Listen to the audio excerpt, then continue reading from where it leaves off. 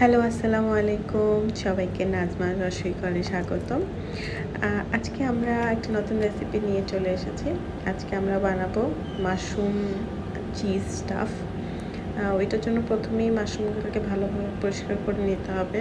চামড়াগুলো অবশ্যই মাশরুমের তুলে নিতে হবে। দেখুন আমি ভিতরের জিনিসটা চামচ দিয়ে সুন্দর করে নিয়ে নিব এবং ভালো করে পরিষ্কার করে আমি তারপরে মাশরুমগুলোকে আস্তে আস্তে করে ধুয়ে নিব। চেষ্টা করতে হবে যেন ভিতরে যে কালো ময়লাটা থাকে ওইটা অবশ্যই ভালোভাবে পরিষ্কার করে নিতে হবে। ভালোভাবে পরিষ্কার করার পর আমরা স্টাফিংটা করব।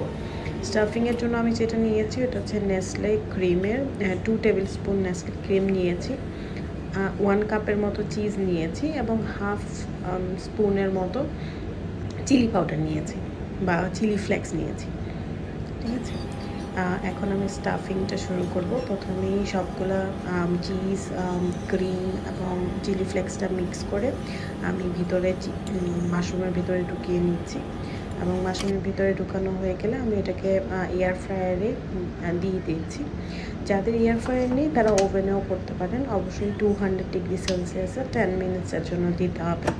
ঠিক আছে, এয়ার ফ্রায়ারে অবশ্যই খেয়াল রাখবেন যদি আপনারা ওভেনে করেন তাহলে অবশ্যই একটু তেল ব্রাশ করে নিতে হবে মাশরুমের গায়ে। যেহেতু এয়ার ফ্রায়ারে কোনো ধরনের তেল বা বাটারের প্রয়োজন হয় না, তাই আমি এভাবেই করে নিলাম। দেখুন কি সুন্দর করে চিজগুলো আমার ব্রাউন কালার হয়ে গিয়েছে এবং রেডি হয়ে গেছে। মাশরুমটা পুরো বেকড হয়ে যাবে এবং মাশরুমের ভিতরের অংশটাও কিন্তু আমি বেক করে নিয়েছি।